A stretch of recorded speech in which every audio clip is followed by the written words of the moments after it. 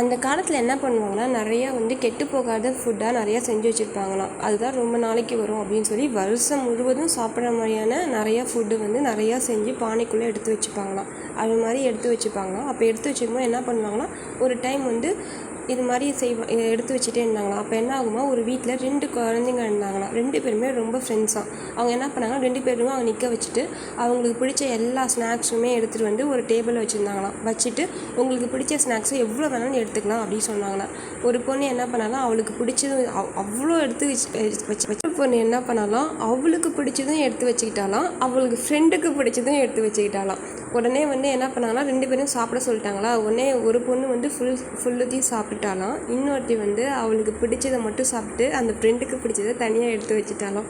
உடனே அதுக்கு தான் அவள் ஃப்ரெண்டு சொன்னாலாம், நீங்கள் எதுக்காக போட்டி போடுறீங்க, இப்போவே சாப்பிட்ருக்க வேண்டியதானே, ஏன் எனக்கு பிடிச்சது தான் தெரிஞ்சு நீங்கள் எடுத்து சாப்பிட்டீங்க அப்படின்னு சொல்லும் போது அவள் சாப்பிட்டு முடிச்சதுக்கப்புறம் திருப்பி கொடுத்தாலாம். ஃப்ரெண்ட்ஷிப்.